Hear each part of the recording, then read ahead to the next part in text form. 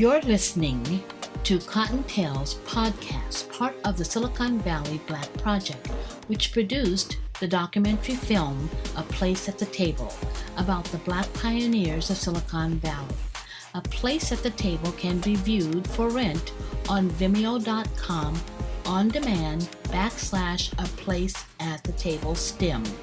Through Cottontail's podcast, the Silicon Valley Black Project will continue to recognize the contributions made by African Americans.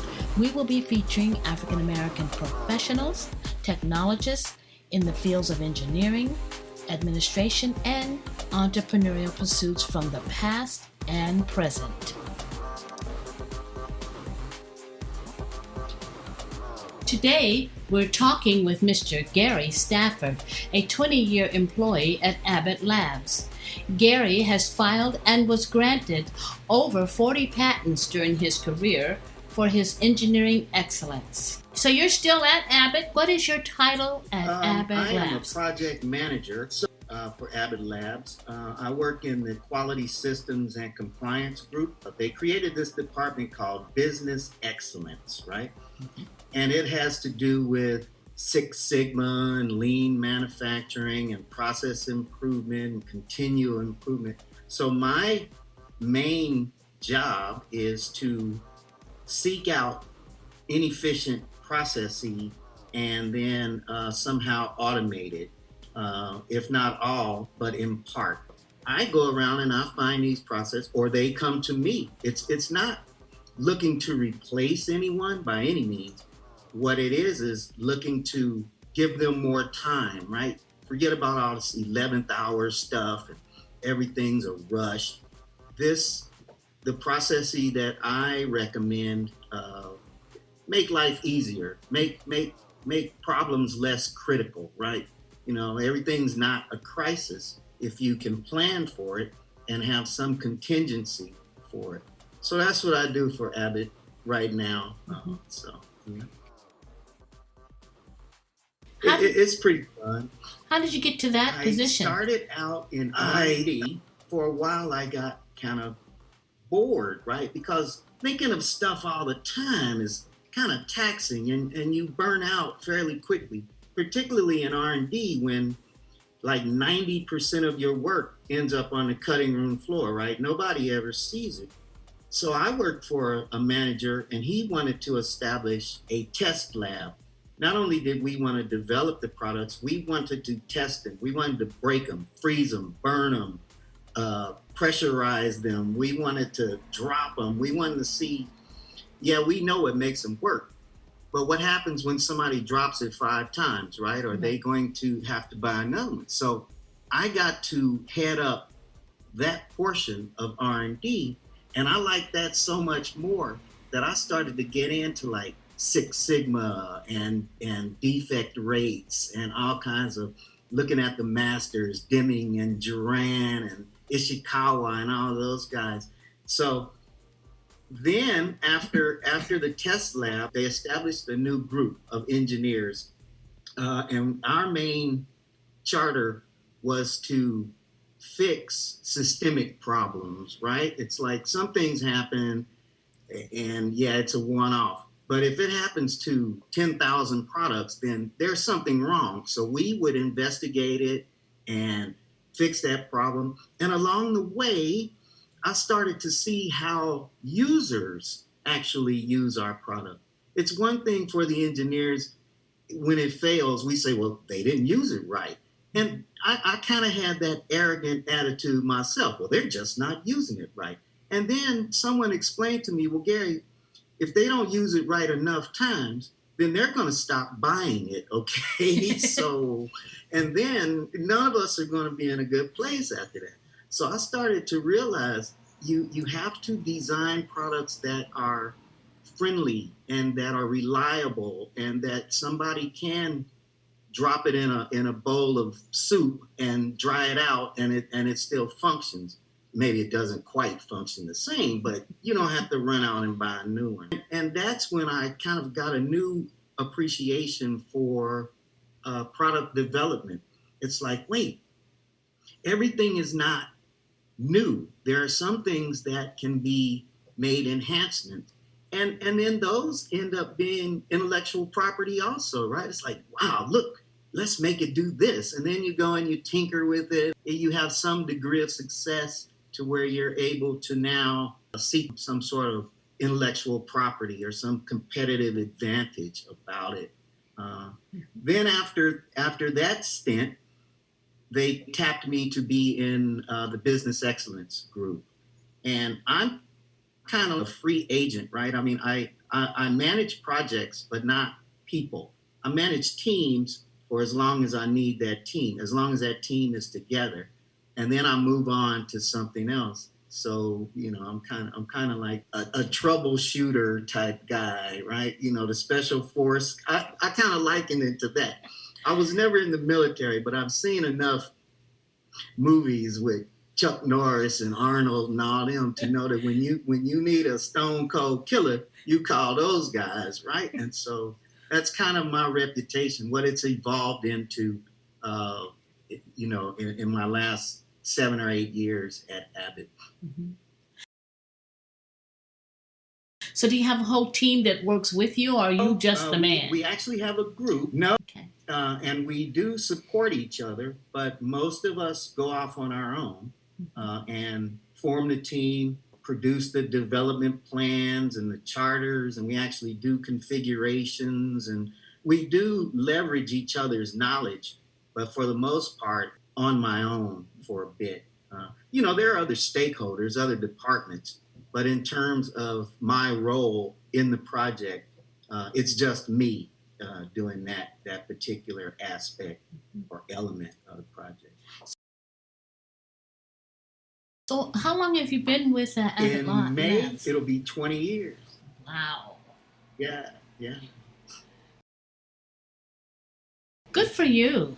That's unheard of in Silicon Valley. And for bounce around guys too, right? Because you would go to a startup, the startup would get acquired, or your friends would pilfer you, right? They go someplace else and say, hey, Gary, we're really doing this really well over here. Why don't you come over here? And so I did. In about 15 years, I probably had about 7 different jobs, right? Some of them would be acquired by other companies, and I'd work for them for a while, and then I'd go to another smaller company. The advantage of going to those startups and those mid-sized companies are they need you to do a lot of different things, right? They're not going to confine you to one particular role or responsibility, right? Because, hey, it's only 10 of us in the engineering department, so we got to do all of this stuff. Right. However, they're kind of hit and miss, right? Not all of them succeed, right? And so there's some security in being with a larger company.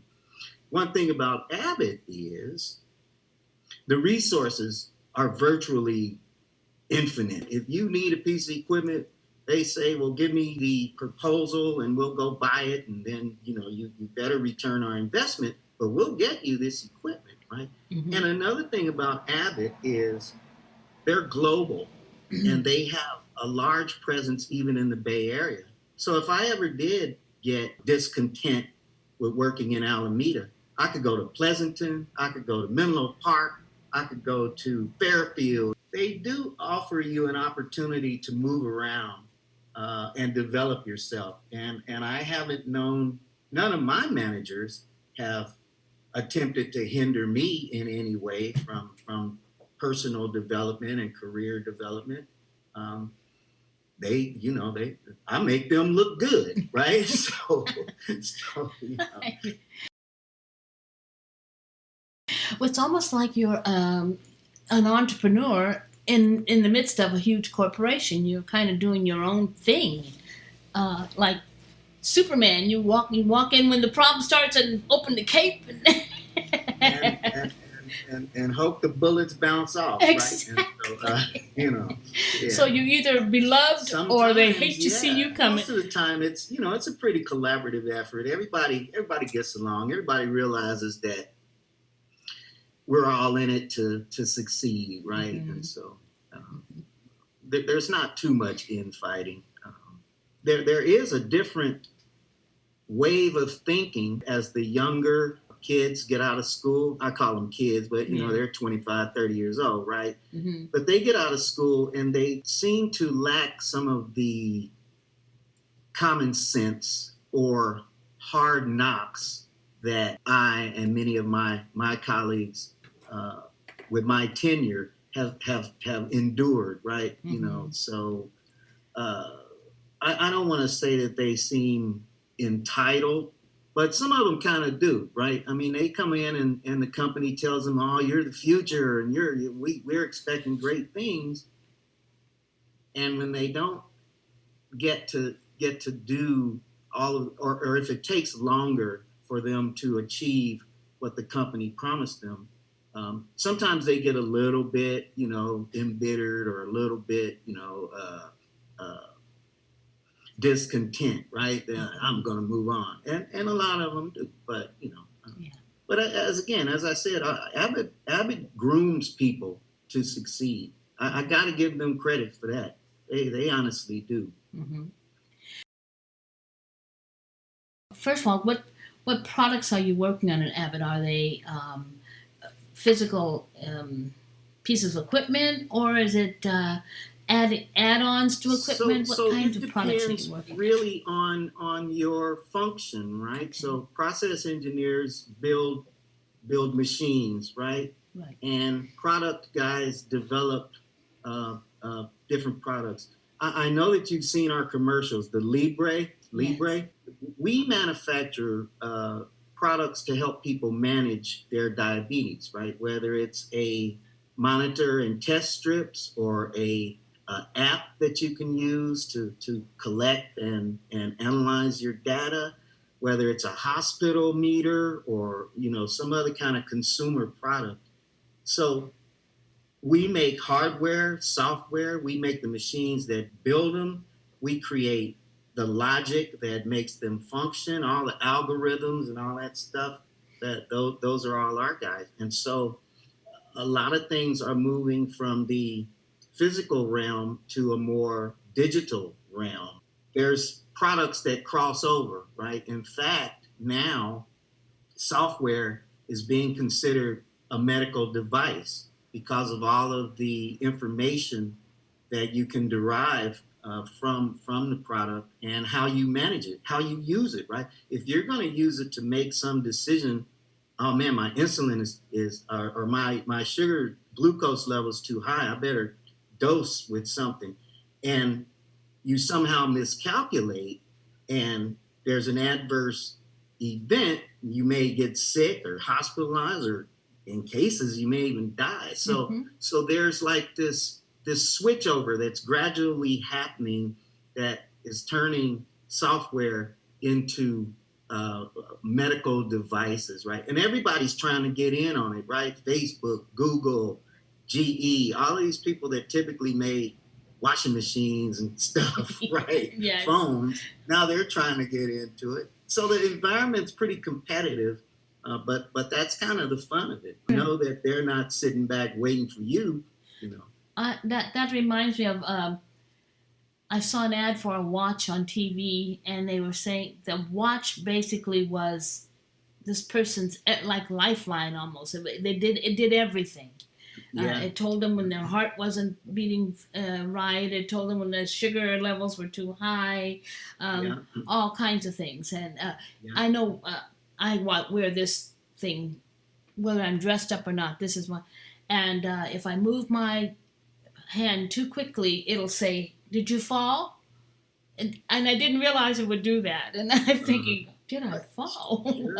What does it matter to you? They have sensors in them, and I mean, really, you can use now your device to kind of manage your life and provide security. You live home alone, man, and you don't need to buy a separate thing that will alert people that you have fallen down or you've been injured. Mm-hmm. It's on your phone or your watch. That's true. I just hadn't thought about that. I have a friend in Texas. She lives alone, and we were just talking about this, and I was telling her to go get this separate piece of equipment that you can pull a cord or something. I'm going to ask you, do you have a watch? What kind of watch are you wearing?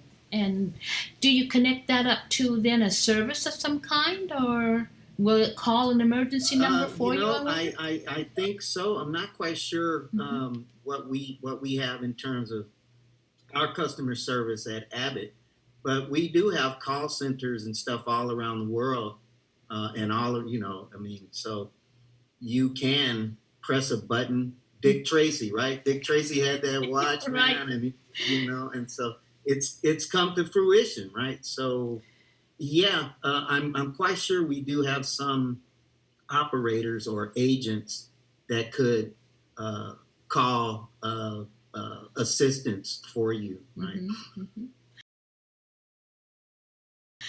Gary, before you came to Silicon Valley, what made you come here? What enticed you to come here? The opportunity to work in medical devices, right? So I worked at a company, and again, it was a small company in San Leandro, and we made orthopedics, knee braces, neck braces, arm braces, all that kind of stuff that you see all these athletes wearing to tighten up their rickety bones, ankles and stuff, So this company moved out to Tracy. So I did the Tracy commute for about 5 years, right? And again, it was one of those small companies. I think there were 5 engineers, and I got to do medical devices.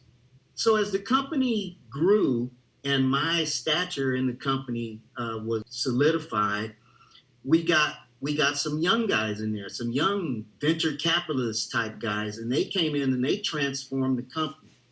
Then that company got sold, and I worked for them for under a name, another name, and one of the executives left. And because I had a rapport with him, he took me to his new company. And it was in Silicon Valley. It was right off Page Mill Road, man, right over there. So I was driving back and forth to Palo Alto every day. And then they moved to Cupertino.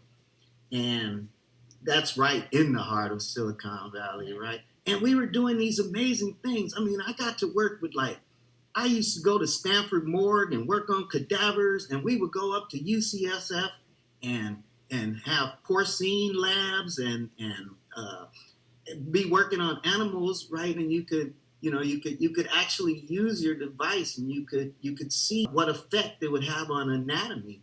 And so that's how I ended up in Silicon Valley. There were 20 different companies out there looking for guys like me, right? And so, or guys with my enthusiasm. I think that they weren't particularly looking for a black dude, but they enjoyed that, hey, this guy is as good as any we can get out of around here, right? And so. Well, on that note, I've talked to one engineer years ago. His name's Ernest Priestley, and he said to me, people find out about you or hear about you, and you build your credibility, and you don't have to advertise anymore. People come looking for you. Yes. Is that what happened to you? I've been recruited and potentially recruited. The medical device community and the technical community in general is very incestuous, right? It's like, we just want to grab. I worked with this guy before. He's really good. Let's take him, right? And so yes, so you do get known for your efforts, right? Mm-hmm. Particularly if you help companies to become public and then help them to capture different markets and provide this product that has not been exploited before, right? Mm-hmm. No, Yeah.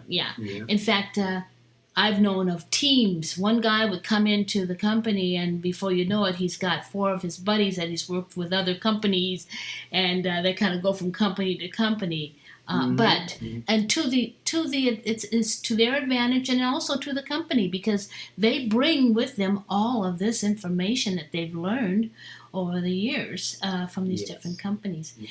Now, having said that, when this idea of proprietary property came into place, how did that affect your work? Did it affect it at all? It's the duty of all engineers to like invent and help society, right? Civil engineers build bridges and roads and stuff, right? And dams and stuff like that, right? And electronics engineers design computers, and medical device people, we help you get well. And I think it's absolutely the duty of every engineer to try to invent, right? Now, a lot of your stuff may have been done before, or you just haven't hit that right moment where you can combine other ideas from previous situations that allow you to come up with something that is new. And also, I think it's like, God gave me this ability, right? Mm-hmm. And if I don't use it, then it's going to diminish and get taken away. I have no legacy, right? What did I leave behind, right? I was an engineer for 40 years. What did you do, right? But it's given me a new zest for engineering. When a company says, we expect you guys to submit 2 ideas every quarter that we could possibly submit for intellectual property, trademarks, patents, whatever, right? Formulas, recipes. We expect you guys to do that, right? And being in that kind of culture is really fun because it almost becomes a competition to see who can get the most, right? Right? Like, well, I submitted 10 and then some. So it's like this fun thing, and they all build on each other, right? Because now the company's got this whole bucket of ideas that they can piece together or pick or strategize or sell or whatever, right? So it's really. Did that answer your question? Kind of. Yes. I know that I went off on No. Yes, it did. No. Yes, it did. Okay. No. So are you a native Californian, or did you come here from somewhere else? I came here on July 7th, 1977. And so got off the plane. My mom was a single mom. We lived in Kansas. My mom went to college, got an education, and she always wanted to move to California. Because every day on TV, you know what? You can go all over the world, Germany, England, France, Spain, and there'll be some news about California on the TV. You ever notice that? Yes. Right? So my mom said, we're moving to California. So we loaded up the truck and we moved to California, right? Consequently, she eventually moved to Connecticut, and that's another story. But my mom, she's got this desire to just like achieve and never be really settled. She's content, but she's not settled, right? Okay, so she left and I stayed. And I'll tell you, Kathy, to me, California is the best place on earth, and particularly the Bay Area that we live in too. To me, it's the best place on earth. Yeah, there's some other places that are cool, but to me, the Bay Area, in terms of diversity and things to do and opportunity and just the quality of life, right, there's no other place for me. Yeah.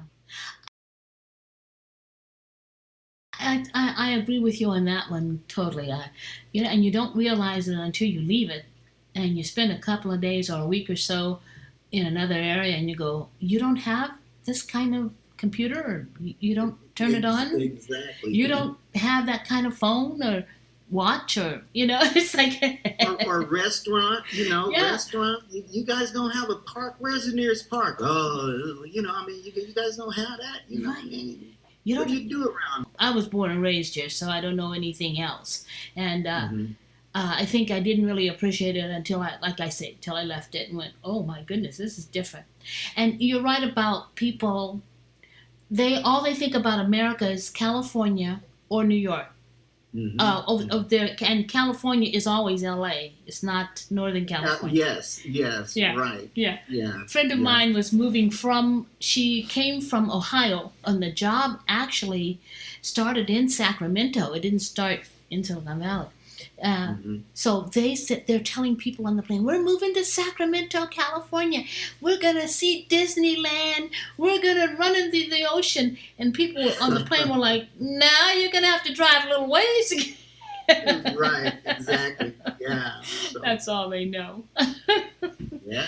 So you decided to stay. How old were you when you stayed, when your mother left? 3, I think, when my mom left. Okay. And she moved to Connecticut, and she bought this farmhouse in a place called Kent, Connecticut. She's like, son, you can stay. And I was like, Mom, I got finals and stuff. I have to go.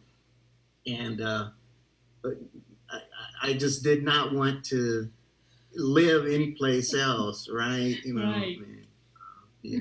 So now she lives in Virginia Beach, and Virginia Beach is a nice place. It's kind of like here because it's got a big military presence, and so the military, you know how those guys are. They go all around the world, and then they bring the wife back, and then the wife somehow brings the rest of the family in and stuff. So it's pretty diverse out there, and the weather is nice. I could potentially maybe live there, but no time soon. So when we talked before, you told me that you had filed several patents. What were they in, and how did you go about doing that? So most of the patents, the majority of my patents, some 45 of them are for Abbott Diabetes Care. Some of them are from previous companies, orthopedic companies, and then another company that made surgical balloons. So the way that it happens is Abbott particularly incentivizes you to submit ideas, right? So one, they put it in your goals, right? It's like, you guys are engineers, come up with some ideas. So they put it in your goals. And then when you do submit ideas, you get some monetary compensation. And then if it issues, you get further monetary compensation.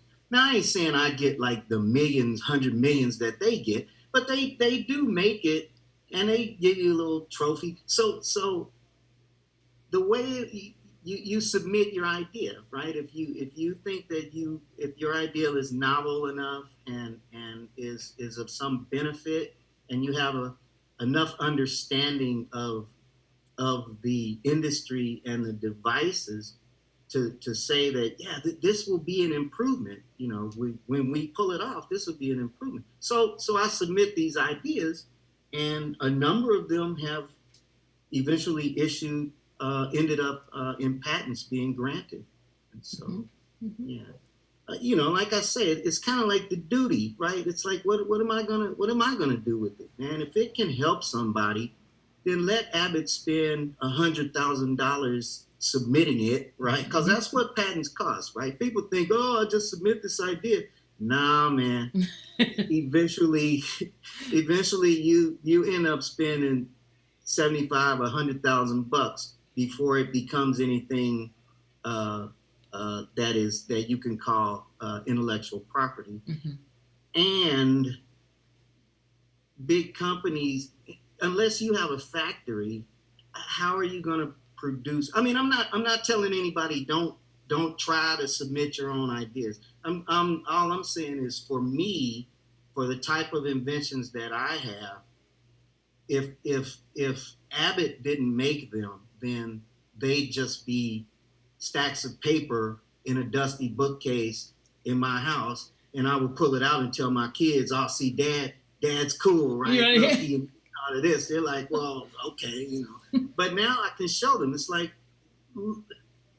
the things that I've done at Abbott will far outlast my tenure there, right? Yeah. Right? It's like so. So yeah, I got a number of them. Do they label them the Stafford whatever, a piece of equipment? They do put my name on there. All right. They do put my name. It's all right. Like you get the plaque. I mean, you could go to Patent and Trademark Office and type in my name, and it's a whole list of stuff that'll come up.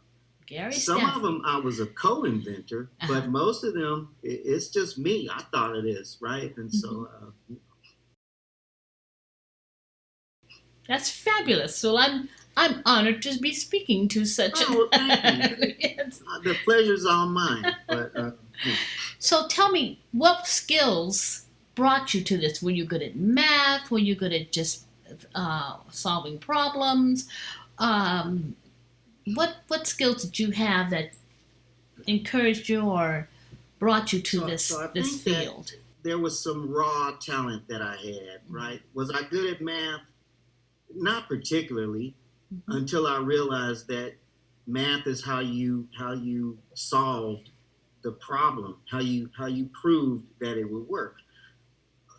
The skills that I have, there's this, I don't know if you, but there's this list, and you can go on the web, on different websites and say, type in genius, right? And then there's like this one thing that's like the 7 or 11 characteristics of genius, right? And so they have to do with curiosity and empathy and willingness and just human traits that you have in addition to some innate desire to just invent stuff, right? So we don't create anything. We take what nature has given us or what has come before us, and we compile it, and it comes to this configurance, right? And then you put it all together, right? But the traits that you have is you got to be kind of curious. You got to have some sort of ability to absorb technical information, right? And so when I was a little kid, my father would give us old TVs, right? And so and those were the TVs with those vacuum tubes and stuff inside of them, right? So me and my brother would take the TV apart, and we would use these tubes like rocket ships and stuff, right? We'd pretend they were rockets and build landscapes for them. But I always loved like taking things apart and then putting them back together, at least to see how they operated, and then put them back together. So you got to have that kind of natural born enthusiasm to see what's in the container, right? Yes. So, yeah. Just as you're saying that, I'm thinking about myself. I'm not an engineer by any stretch of the imagination, but I can solve problems by analyzing the situation, particularly when it comes to the use of the computer.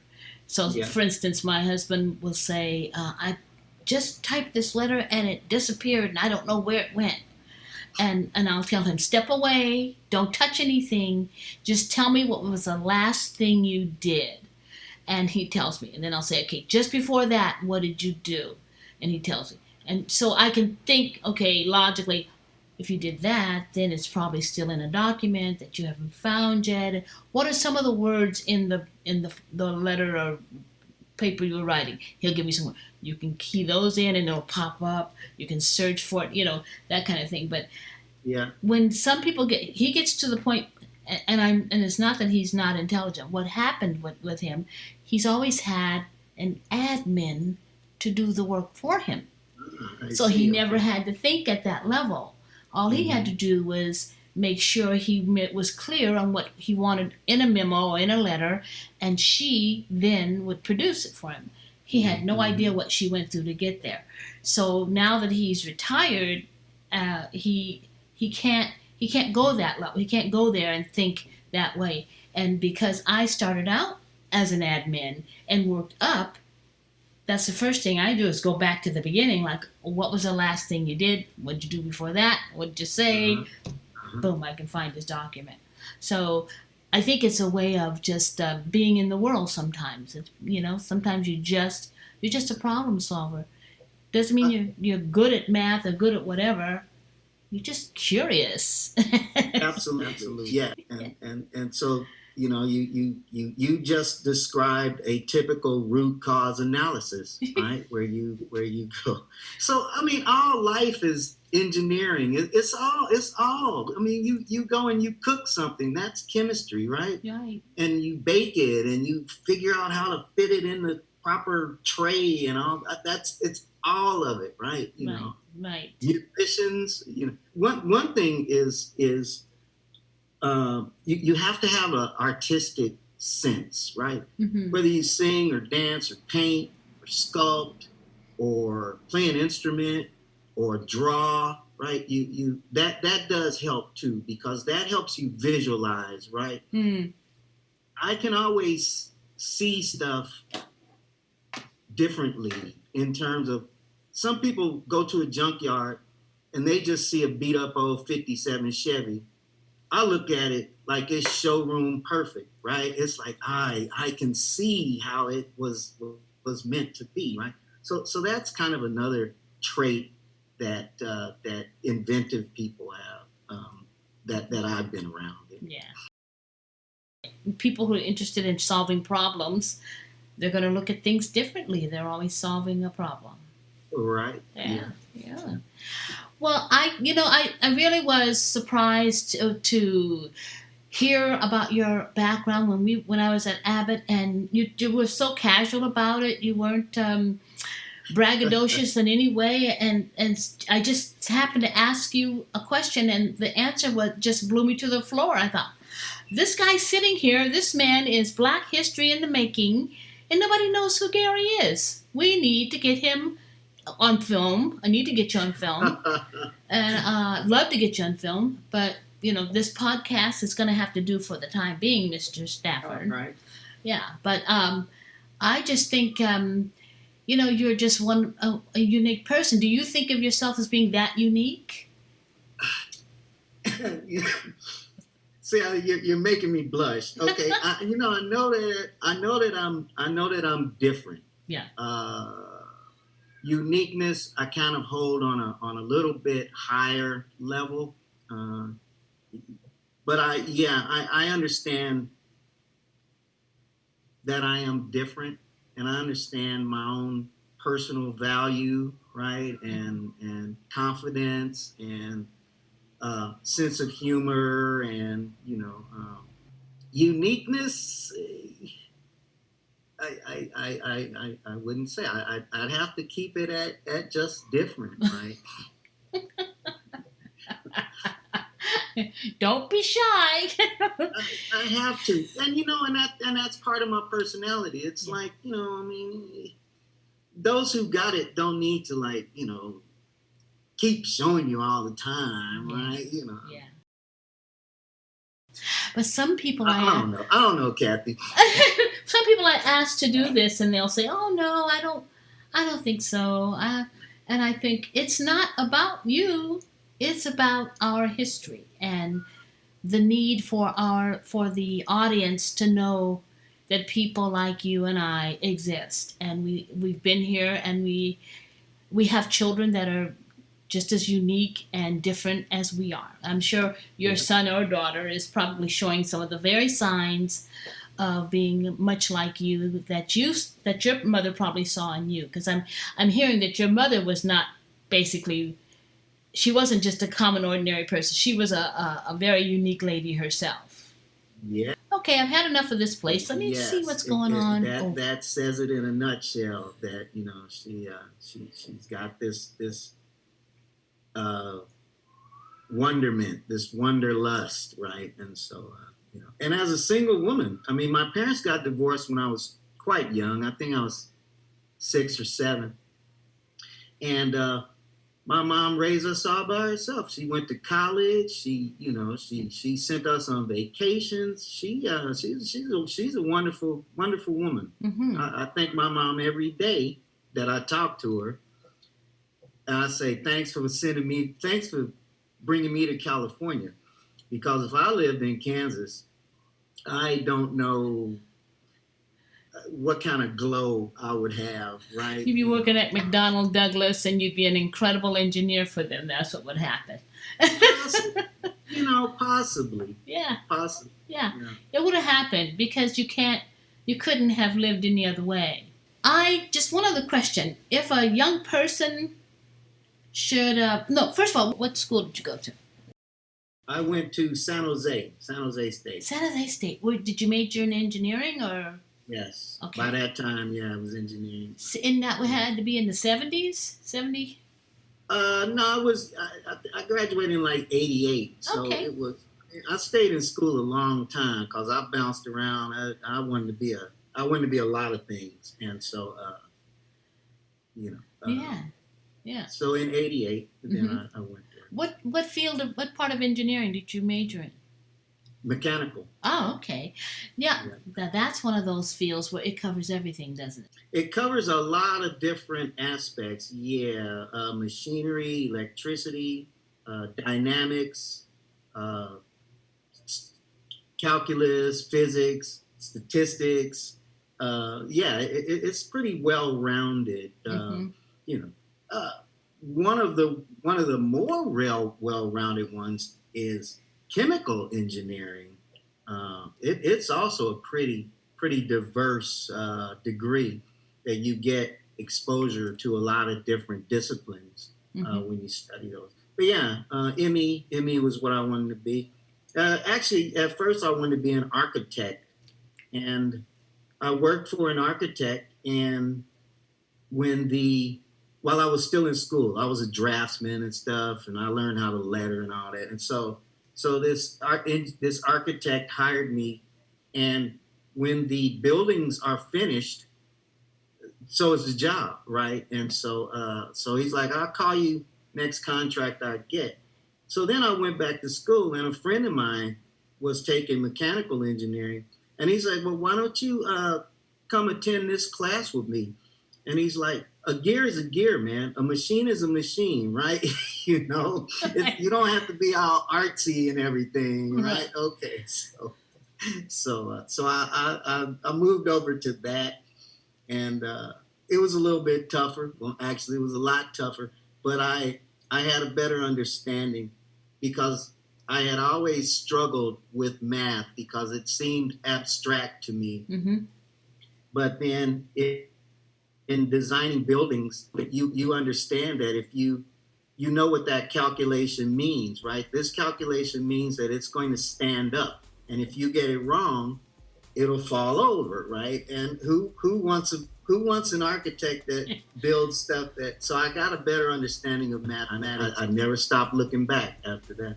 You found a practical application for mathematics, and then began to understand it.